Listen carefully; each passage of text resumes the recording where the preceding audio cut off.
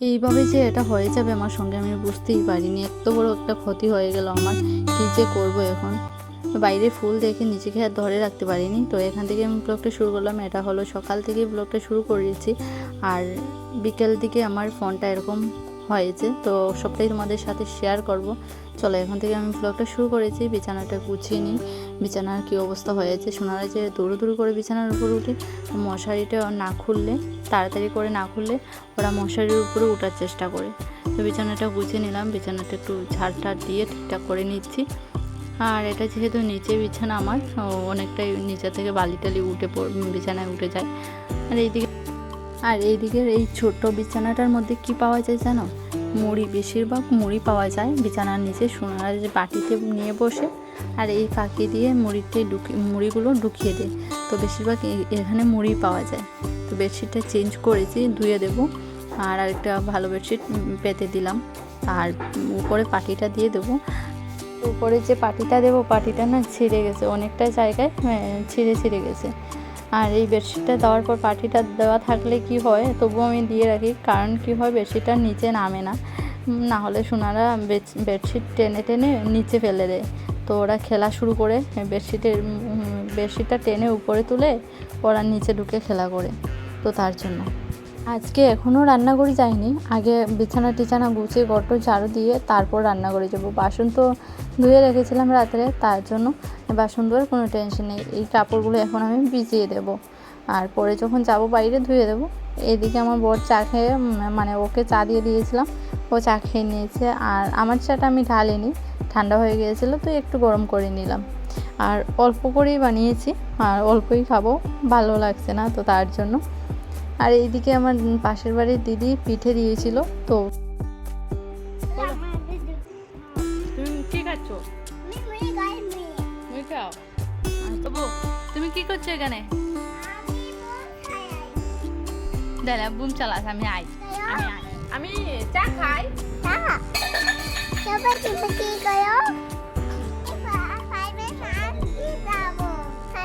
কোথায় যাবে?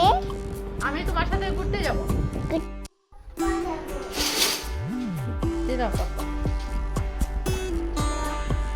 পাপাই দে, বাবা আপা দেয়।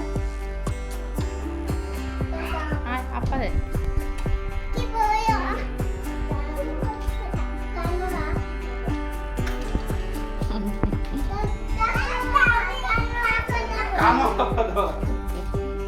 এদিকে বর চলে গেল দোকানে, আর সোনারা ওদের বাবাকে একটু আদর টাদর করে দেয় যাওয়ার সময়, আর না হলে তো কান্না শুরু করে দেবে।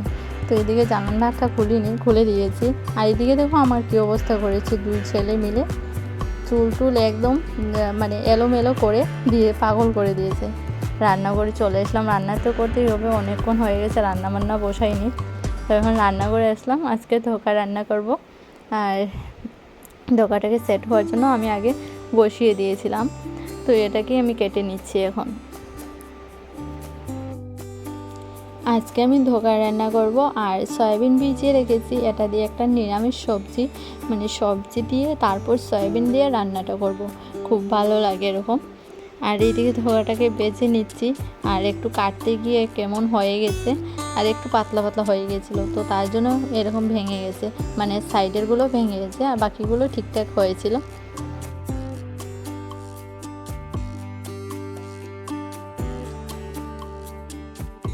এইদিকে দেখো আজকে পুরো কালো হয়ে আছে, সকাল থেকে এরকম কালো হয়ে আছে, মেঘলা হয়ে আছে পুরো, টিপ বৃষ্টিও পড়ছে। সবজিগুলো কেটে নিয়েছি। এখানে কাঁকরোল আছে, আর তারপর মিষ্টি কুমড়ো, আলু, টমেটো আর সয়াবিন, তো এগুলোই আছে। তো অল্প করেই কেটে এসেছি সবজি। তার মধ্যে নুন হলুদ দিয়ে আমি একটু সবজিটাকে কষিয়ে নেব। তারপর জিরে গুঁড়ো, ধনে গুঁড়ো সব কিছুই দেবো আর কি। আর এদিকে ধোকাটাকে ভাজা করে নিচ্ছি, এটাও রান্না করব। তো দুটো তরকারি একসাথে হয়ে গেলে ভীষণ সুবিধা হয়, তো তার জন্য। তো এই দেখো সবজিটা কি কালারফুল লাগছে, খুব সুন্দর লাগছে, তাই না? আর এদিকে আলু ভাজছি ধোকা রান্না করার জন্য। তো দেখো সবগুলোই সুন্দর হয়েছে। প্রথমে ভাবছিলাম ভেঙে যাবে, তো সাইডের কয়েকটা ভেঙেছে, বাকিগুলো সবগুলোই ঠিকঠাক আছে। আমাদের নিরামিষ চলছে কিছুদিন ধরে, আর 2-3 দিন পর নিরামিষ আমাদের শেষ হয়ে যাবে। তো দুপুরেই খাওয়া হয় এখন বেশিরভাগ নিরামিষ যেহেতু, তো একটু ভালো করে রান্না করার চেষ্টা করি। এদিকে তো এইদিকে হলো আদা আর কাঁচা লঙ্কা পেস্ট করে বেশিরভাগ তরকারি রান্না করি, আর মশলাটা কষিয়ে টষিয়ে যে তরকারি যেরকম রান্না করতে হয় তো এরকম রান্না করি। এইদিকে দেখুন ভাত নিয়ে বসেছি, দিদি দিয়েছে, পাশের বাড়ির দিদি ডাল দিয়েছে, কচু দিয়েছে আর কচু শাক, এদিকে বড়া তরকারি আর এদিকে আমি ধোকা রান্না করেছিলাম, এটা নিয়েছি। আজকে দেখো মানে এতগুলো তরকারি কোনটা রেখে কোনটা খাবো, আর বেলা কিন্তু অনেকটাই হয়ে গেছে, 3টে বাজে। তো এখন আমি ভাত খেয়ে বাইরে আসলাম, বাসনগুলো ধুয়ে নিই। তো সোনারা ঘুমিয়েছে, ভাবলাম বাসনগুলো ধুয়ে একদম গোছকাজ করে রাখি। অনেকগুলো বাসন জমেছিল, সকাল থেকে আমি বাসন ধুইনি, ওই যে চাটা খাওয়া হয়েছিল সব কিছুই রয়ে গেছিলো, তো একসঙ্গে নিয়ে বসলাম বাসনগুলো। তো ফোনটা তো আমার প্রায় সময় বিছানার মধ্যেও থাকে, শোকেজের উপরেও থাকে, মানে ওই যে ফোনটার কথা বলছিলাম তোমাদের সাথে শেয়ার করব কি করে কি হলো। তো সারাদিন খুব সুন্দর করেই ভিডিও করছিলাম, তো ভিডিও করার পর আমি তো ফোনটা কখনো বিছানায় থাকে, কখনো শোকেজের উপরে থাকে, সোনারা কখনো কখনো ধরে এটাকে নামায়। তো কখন কীভাবে যে কি হয়েছে, মানে ফোনটা কোথাও লেগেছে না নিচে পড়েছে আমি এটা দেখতে পাইনি। ফোনটা না ক্যামেরা মানে ফ্রন্ট ক্যামেরার সাইড থেকে ফেটে একদম পুরো গ্লাস ফেটে গেছে, পুরো গ্লাসটা ফেটে গেছে, মানে টেম্পার গ্লাস না, পুরো গ্লাস। কারণ হলো আমার ব্যাক কভারটা 2 দিন আগে সোনারা ড্রেনে ফেলে দিয়েছে, মানে ব্যাক কভার খুলে বিছানায় রেখেছিলাম, আমি পরিষ্কার করছিলাম, ওরা নিয়ে ফেলে দিয়েছে জানালার বাইরে ড্রেনে। তো এটা তো আর আনা যাবে না, কিন্তু আমার ফোনটার এই দোকান থেকে ব্যাক কভার দেখেছি, ফোন পাওয়া যাচ্ছে না আমার ফোনের ব্যাক। দেখো আমরা বেরিয়ে পড়লাম ফোনটা নিয়ে, আর ভিডিও হচ্ছে না যে তা না, ভিডিও হচ্ছে, খুব কষ্ট হচ্ছে। তো তার জন্য অল্প ভিডিও করার পর আর ওই জায়গায় গিয়ে আর ভিডিও করা হয়নি, মোবাইলের দোকানে গিয়ে। তো আজকে তো কোনোভাবেই ঠিক হয়নি ফোনটা, কালকে আমার বরকে দিয়ে পাঠাবো। তো ফাইনালি আমার ফোনটা ঠিক হয়েছে, আমি তোমাদের নেক্সট ভিডিওতে দেখাবো। ফোনটা ঠিক হওয়ার পর কিন্তু আমি ভিডিওটা এডিট করেছি, আর মাঝখানে 2 দিন আমি ভিডিও করিনি। তো বন্ধুরা পাশে থেকেও তোমরা, চলে আসছে আরও একটা ব্লগ নিয়ে।